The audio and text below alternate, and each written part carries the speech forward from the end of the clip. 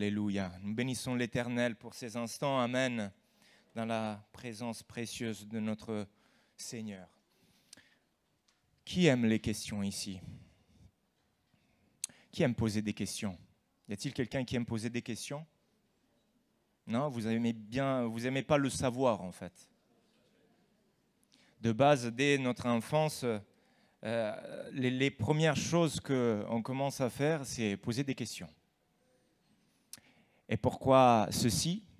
Et pourquoi cela? Et pourquoi? Et parce que, on se pose beaucoup de questions, n'est-ce pas? Et à chaque fois, je dis, et je me répète en cela, je dis, c'est bien quand nous posons des questions, quand nous-mêmes nous posons des questions, que ce soit aux autres, mais que ce soit à Dieu même. Seigneur, pourquoi? Seigneur, comment?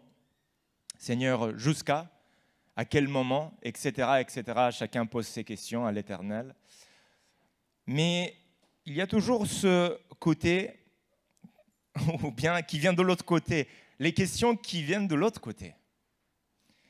Je dis toujours, et quand c'est Dieu qui pose des questions? Savons-nous donner des réponses à Dieu? Saisissons-nous la porteur, la grandeur des questions que Dieu nous pose? Nous allons lire ensemble en Jérémie chapitre 12, et je démarre juste à la fin du verset 4. Il dit, mais l'Éternel me dit. Et puis il commence en disant, si déjà tu t'épuises en courant avec des piétons, comment donc tiendras-tu en courant avec des chevaux? Et s'il te faut un pays tranquille pour ta sécurité, qu'adviendra-t-il de toi lorsque tu feras face à la crue du Jourdain? Est-ce que vous avez saisi les questions? Vous les avez bien compris? Je vais relire. Amen.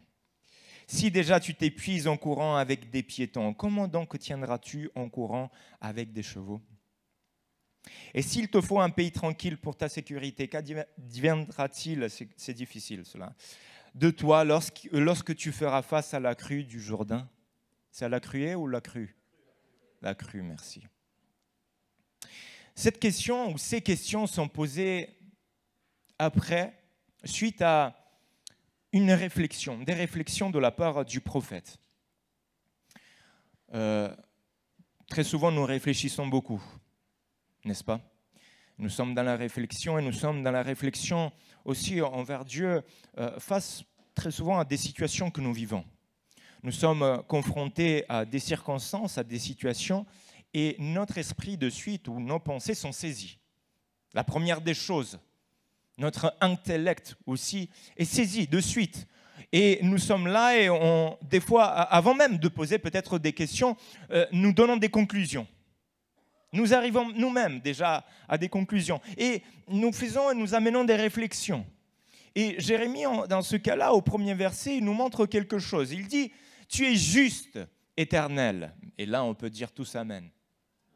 Quand vous voulez, en tout cas. Tu es certainement juste, Éternel. Comment donc oserais-je contester avec toi? Cependant, c'est drôle cela, cependant, je voudrais discuter avec toi de la justice. Or, discuter de la justice avec celui qui est justice, ça va être un peu compliqué. Comme discuter de la vérité avec celui qui est vérité, on peut. Discuter de l'amour avec celui qui est amour. Et il continue et il dit, pourquoi les méchants réussissaient-ils? Pourquoi les traîtres vivent-ils si tranquilles? C'est une bonne question.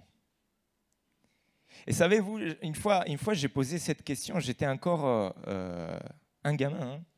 Je le suis toujours, mais avant c'était encore un peu plus. Et j'avais posé cette question à mon moniteur d'école du dimanche.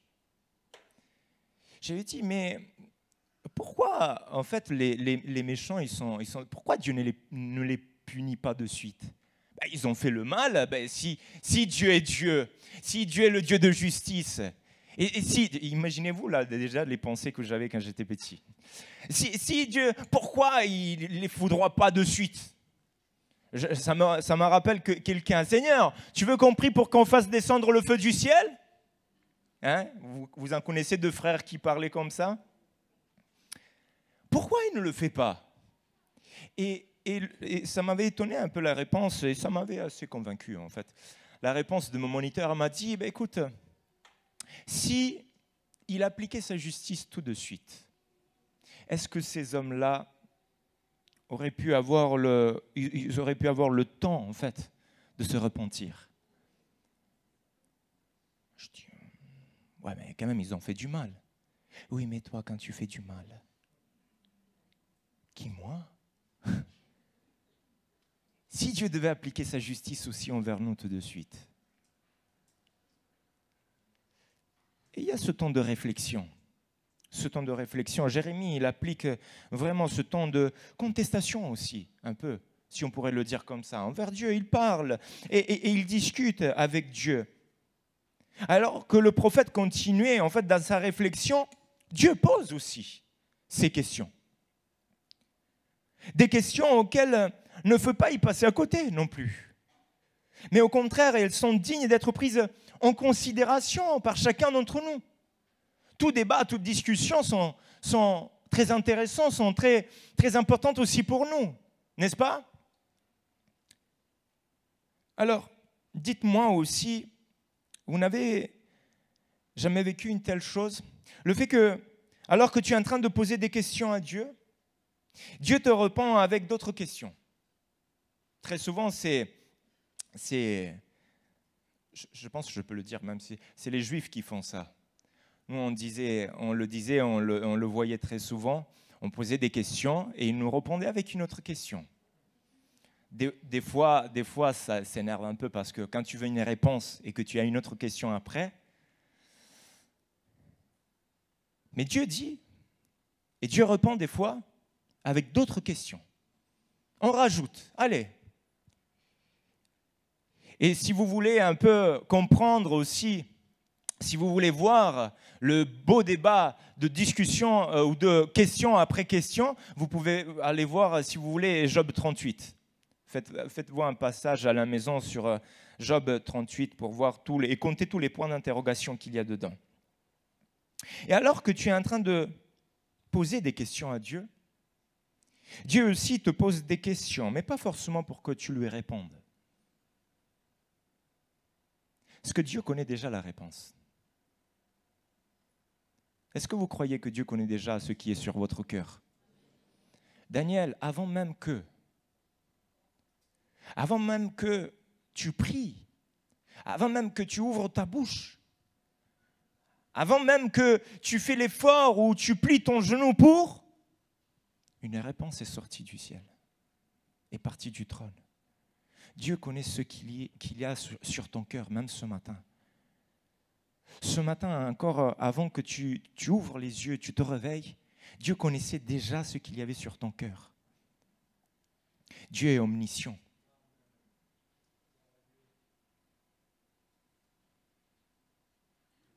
Et quand Dieu pose des questions, ce n'est pas forcément pour que tu répondes à la question.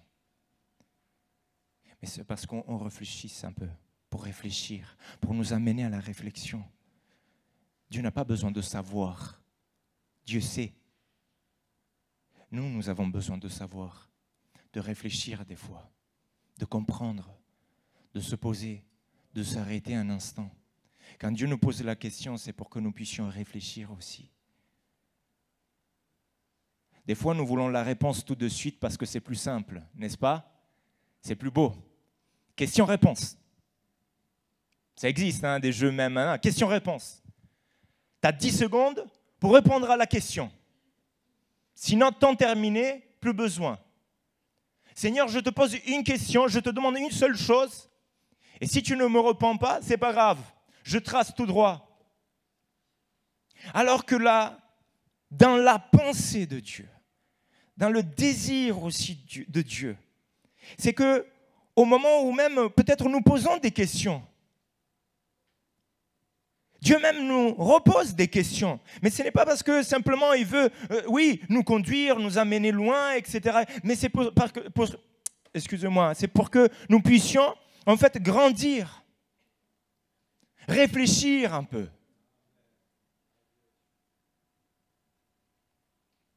Première question. Si déjà tu t'épuises en courant avec des piétons, comment donc tiendras-tu en courant avec des chevaux?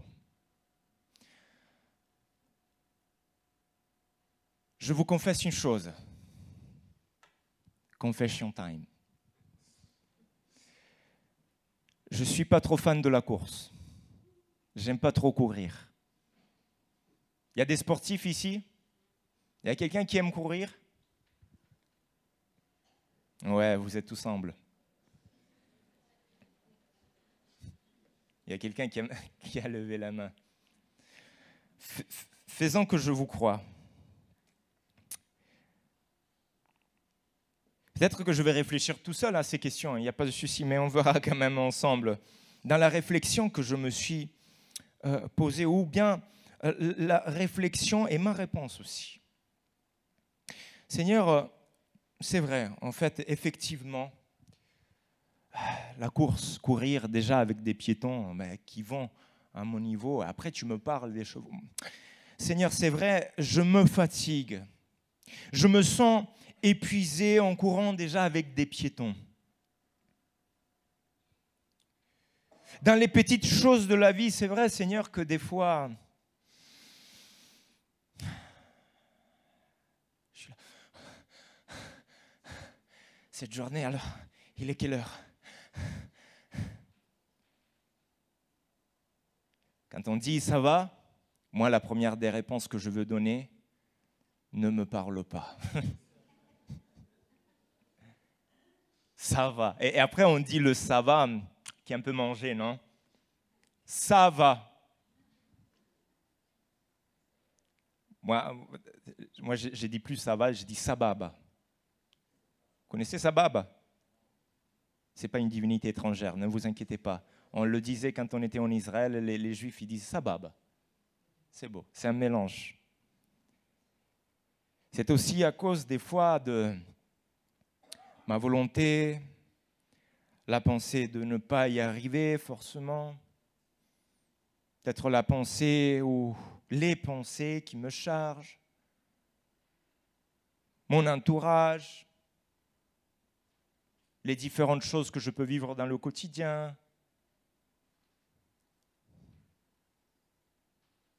J'allais sortir une chose. Mon frère, t'es prophète parmi nous? Ma femme, non, ne me fatigue pas, elle m'encourage. Elle n'est pas un piéton, elle a le cheval. Pensez à vous-même, hein?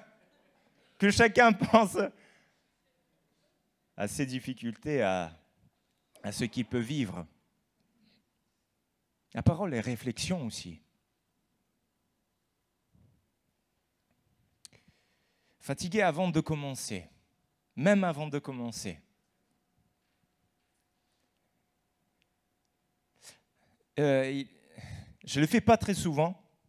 Et à un moment donné, je ne le fais jamais en vrai. Et à un moment donné, j'étais là pendant la semaine et un soir, j'étais un peu pris par des pensées, par différentes choses, etc. Et j'étais un peu comme ça. J'ai senti que mon corps devait... Ça vous arrive un peu d'évacuer? Je ne savais pas, il y avait quelque chose. Et ma femme, vous voyez, ma femme, elle me donne un super conseil. Un super conseil. Je n'avais même pas pensé à cela, je n'avais même pas imaginé. Elle me dit, mais écoute mon amour, mais pourquoi tu ne veux... va courir un peu.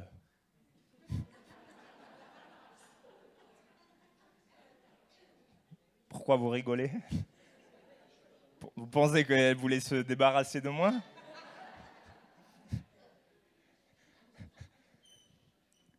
Elle me dit, va courir, sors un peu. Va. Et j'étais là, j'étais dans la réflexion. La parole est arrivée. Et j'ai dit, courir, c'est une bonne idée. Mais au moment où j'ai dit, courir, c'est une bonne idée, mon corps a commencé à ressentir une certaine fatigue. Alors que je me sentais, d'une certaine manière, je ne sais pas, j'avais une certaine énergie qui devait évacuer. À un moment donné, quand j'ai entendu la parole, le mot « courir » dans ma tête, mes jambes étaient très, très lourdes. Ma tête avait saisi en fait que mon corps a dit « fatigue, fatigue, attention, attention, courir c'est fatigue, attention, il y a quelque chose qui ne va pas là ». Et combien de fois, en fait, dans notre état d'esprit même, nous sommes fatigués même avant de commencer. Avant même de faire l'action, avant même d'accomplir quelque chose, avant même de dire, le Seigneur nous dit quelque chose, va dans tes lieux, fais ceci, applique-toi là, engage-toi dans ce service, je t'ai appelé à faire ceci et cela, j'ai une vocation pour toi, j'ai quelque chose, j'ai des projets de bonheur, pas de malheur, mais il faut que tu quittes le lieu, il faut que tu fasses ceci, il faut que tu sors de Ur de Chaldée. Abraham, quitte ce lieu.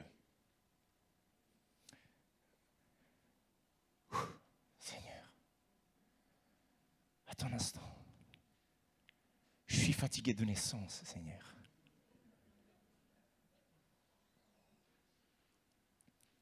Et puis cette question, mais si tu cours avec des piétons et tu es déjà fatigué, mais si dans les petites choses, tu es déjà fatigué, qu'adviendra-t-il quand les choses commenceront à prendre un rythme un peu plus?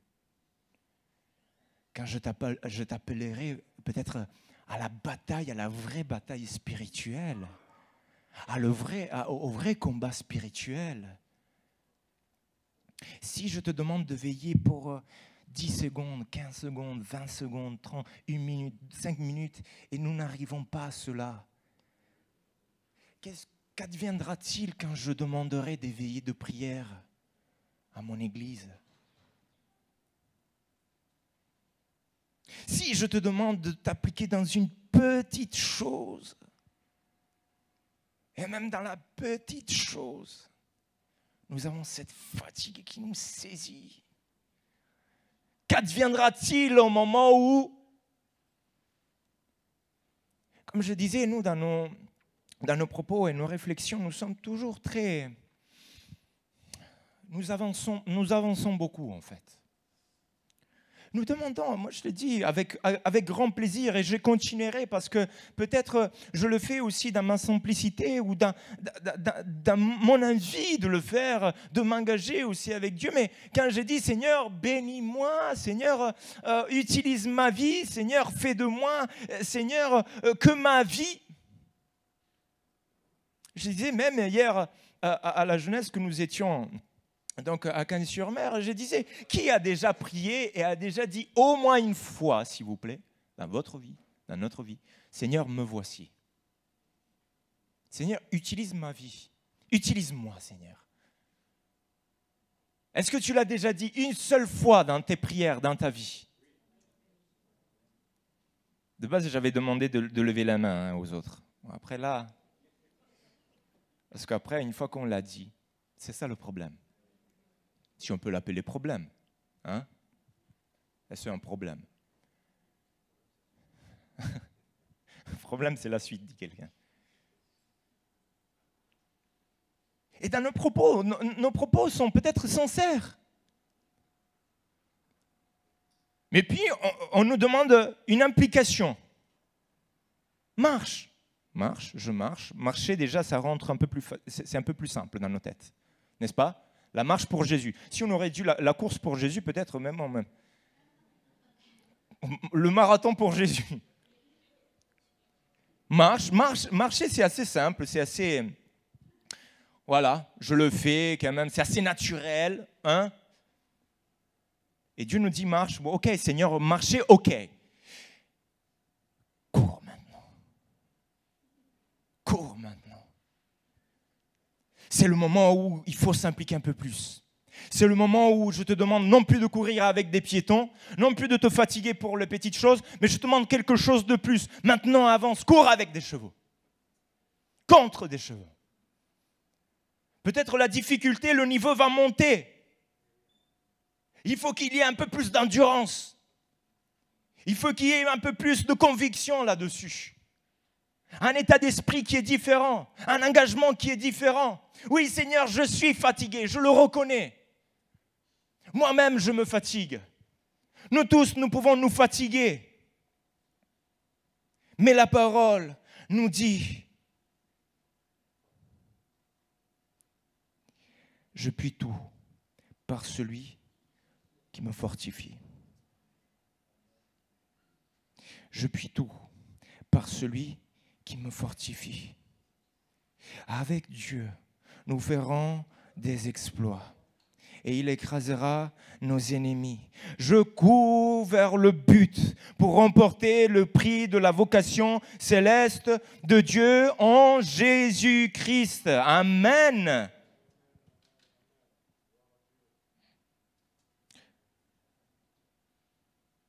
Notre sœur, jeudi matin, nous avait cité un passage en Ésaïe,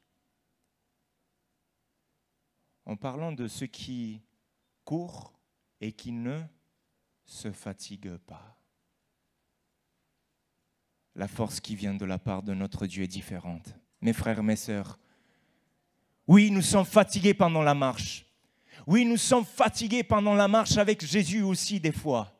Oui, nous nous épuisons. Alléluia.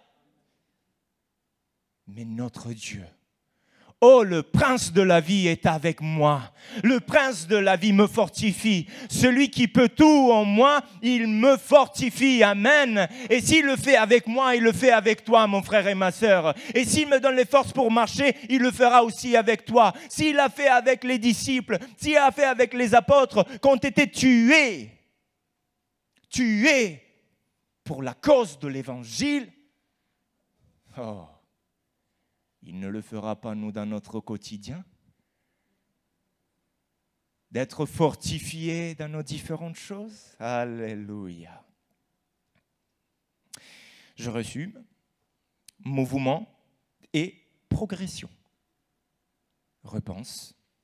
Endurance spirituelle en s'appuyant sur Dieu. Ça vous plaît? Deuxième question, et je cours un peu plus vite. S'il te faut un pays tranquille pour ta sécurité, qu'adviendra-t-il de toi lorsque tu feras face à la crue du Jourdain?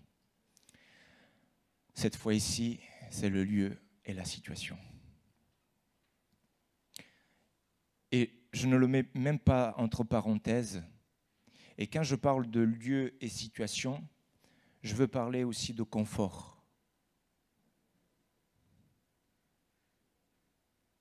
Ne me bougez pas de mon canapé. C'est le titre du nouveau film qui va sortir. Ne touchez pas l'homme sur le canapé.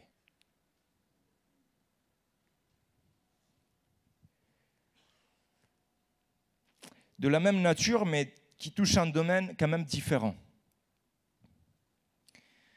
Je disais, et je pourrais même poser la question, vous êtes toujours avec moi ? Est-ce que je vais poser la question?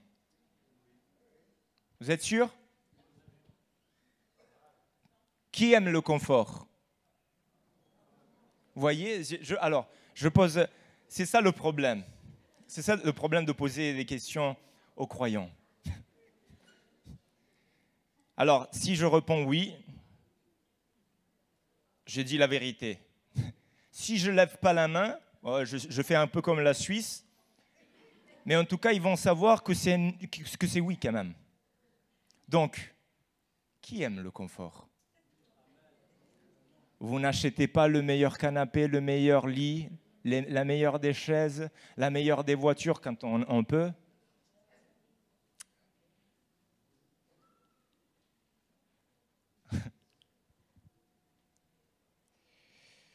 Quand on se repose trop dans la vie spirituelle, en tout cas,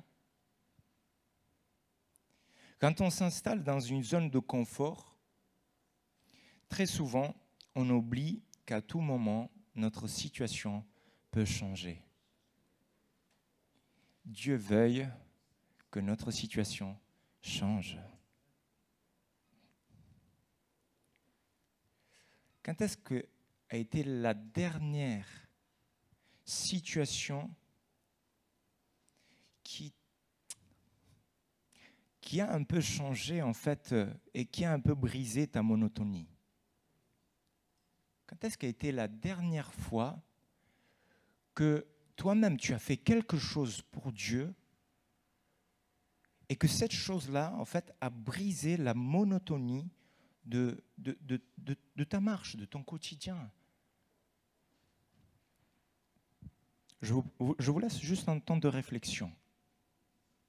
Ne l'utilisez pas pour vous endormir, s'il vous plaît.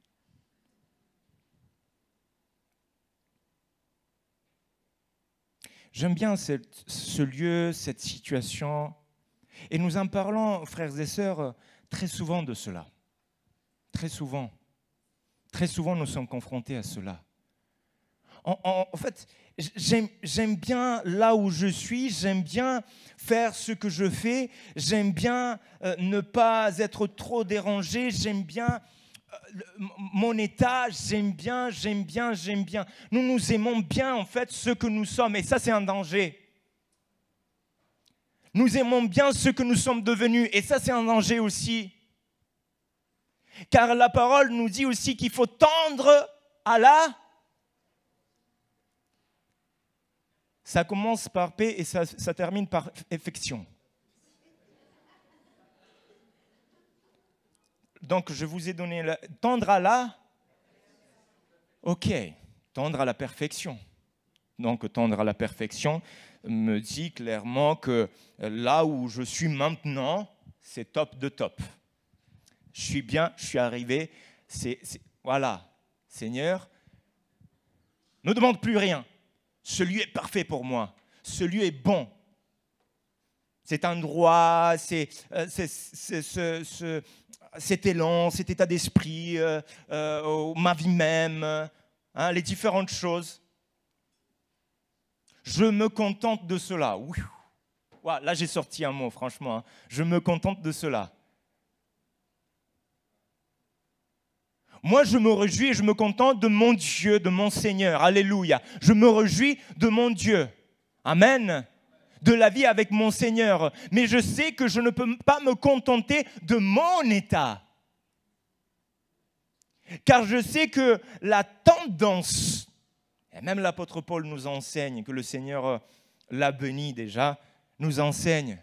Oh, ma chère, qui me délivrera de ce corps de mort? Parce qu'effectivement, le bien que je veux faire, non, je ne le fais pas. Mais le mal que je ne veux pas faire, celui-là, je le fais. Et il y a ce combat, il y a ce contraste tous les jours. Mais nous, qu'est-ce que nous faisons? Mais nous nous adaptons. Il y a un esprit, c'est comme si on trouve un esprit de survie. Ça se dit? Vous connaissez l'esprit d'adaptation aux choses, aux circonstances. Mais dans des mauvaises choses, en fait. Dieu ne nous demande pas un esprit d'adaptation dans le péché. Dieu ne nous demande pas un esprit d'adaptation dans la négligence ou dans les différentes choses. J'ai des difficultés. Mais Seigneur, je ne veux pas m'installer dans un lieu de confort qui ne me convient pas. Je ne veux pas m'installer dans un lieu de confort qui n'est pas adapté aussi à ce que tu veux ou là où tu veux m'amener. Quand on a ces pensées, on est saisi et on est tenu aussi par cela et on n'arrive pas à avancer. Si ton bonheur est focalisé, concentré sur les choses qui t'entourent, sache que tu peux être bousculé, déstabilisé. Et quand tu feras face à la crue du Jourdain, qu'adviendra-t-il? Dans quel état tu seras? Est-ce que tu seras prêt ou pas? Est-ce que tu seras prêt quand tout va être déstabilisé? Quand tout va être changé? Quand ta situation va être touchée par la main de Dieu? Seigneur, rien ne peut changer. Tu vois, j'ai acheté ma maison, là ça fait longtemps, j'ai tout payé.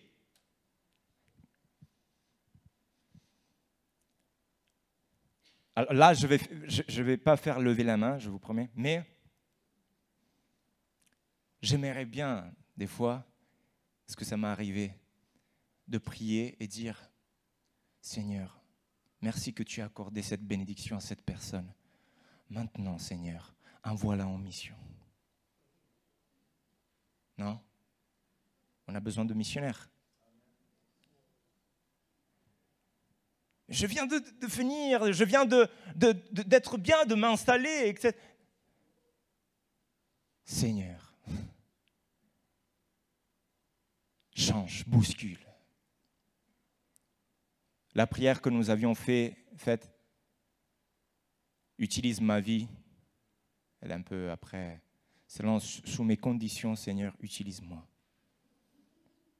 Oui, Seigneur. Je te prie, Seigneur, qu'à 18h, je rentre chez moi.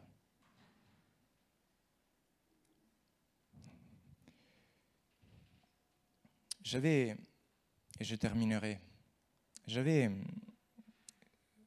fait un jour un entretien avec un jeune, avec des désirs, des propos. Et un jour, il m'a sorti cette phrase, et pendant l'entretien, il m'a sorti cette phrase qui m'avait vraiment, vraiment touché. Il m'avait dit, tu sais Simone, moi je ne veux pas que mon bonheur soit conditionné par les choses qui m'entourent. Je ne veux pas que mon bonheur soit conditionné par les choses qui m'entourent. Et quand il a dit ça, je me suis posé la question, Simone, et toi, vous voyez les questions qui amènent à des réflexions?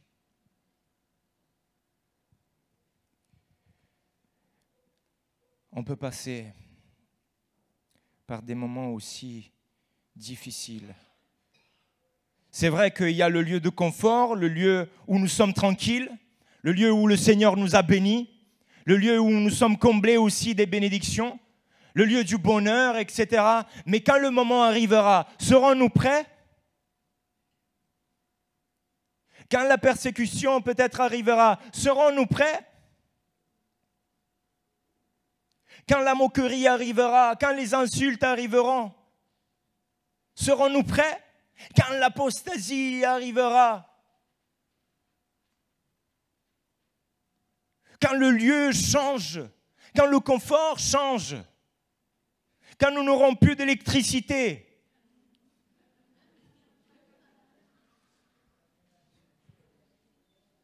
pour quelques instants, je me suis senti libre. J'ai dit, je vais acheter du pain. Je dis, vite, vite, ma femme, on apprend à faire des pizzas à la maison. Elle est déjà capable. Mais débrouillons-nous. Quand tout va changer à un moment donné.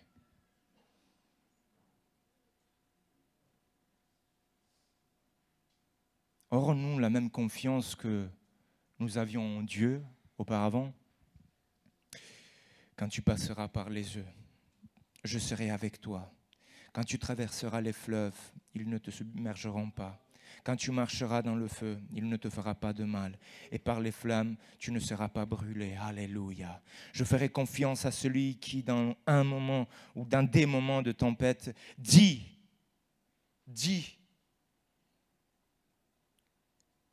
La parole, il menaça le vent et la mer, et il y eut un grand calme. Le moment peut changer, mais je sais en qui j'ai cru. Amen. Est-ce que tu sais en qui tu as cru? Ferme les yeux avec moi un instant. Alléluia. Et même si tout va disparaître autour de moi, je dirai, l'Éternel a donné et l'Éternel a ôté. Que le nom de l'Éternel soit béni. Je veux tout simplement répéter ces deux questions pour que nous puissions les saisir, les méditer aussi chez nous, nous confronter à ces questions que l'Éternel pose sur nos cœurs. Si déjà tu t'épuises en courant avec des piétons, comment donc tiendras-tu en courant avec des chevaux? Et s'il te faut un pays tranquille pour ta sécurité, comme tu l'es peut-être ici, qu'adviendra-t-il de toi lorsque tu feras face à la crue du Jourdain? Seigneur notre Dieu, notre Père,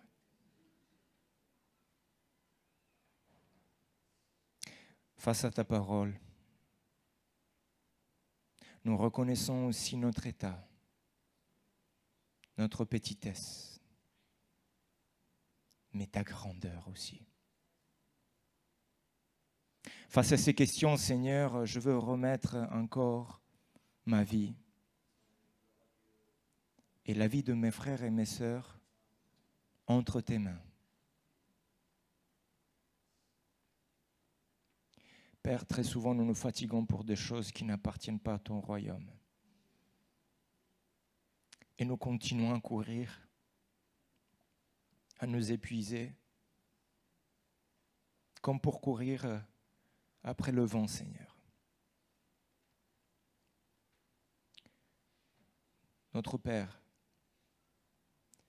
je veux prier que chacun d'entre nous puisse prendre conscience que la marche avec toi, Seigneur, c'est vrai, n'est pas facile. Mais c'est la santé pour notre vie. C'est le bonheur du ciel. C'est l'espérance de la vie éternelle.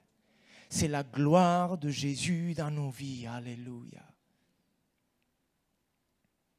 Même fatigué, Seigneur, aujourd'hui, tu nous donnes des forces. Tu renouvelles nos vies, Seigneur. Tu renouvelles ton Église, Père. Et tu nous renouvelles, Seigneur, dans ce que tu nous as donné à faire et à accomplir, notre Dieu.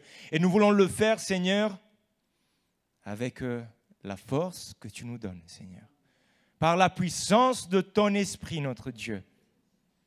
Père, si le lieu de confort où nous nous trouvons actuellement nous a endormis, nous a séparés de ce que tu as préparé, ou de ce que tu avais préparé pour nos vies, Père, viens bousculer notre vie, change notre vie, change notre quotidien. Nous avons besoin de te servir. Nous avons besoin de te servir. Et que chacun d'entre nous, Seigneur, mon Dieu, par ton esprit, puisse saisir ta parole, tes pensées, mon Dieu, pour en faire trésor et pour grandir dans l'unité de la foi en Jésus-Christ, notre Seigneur et Sauveur. Amen. Alléluia. Amen.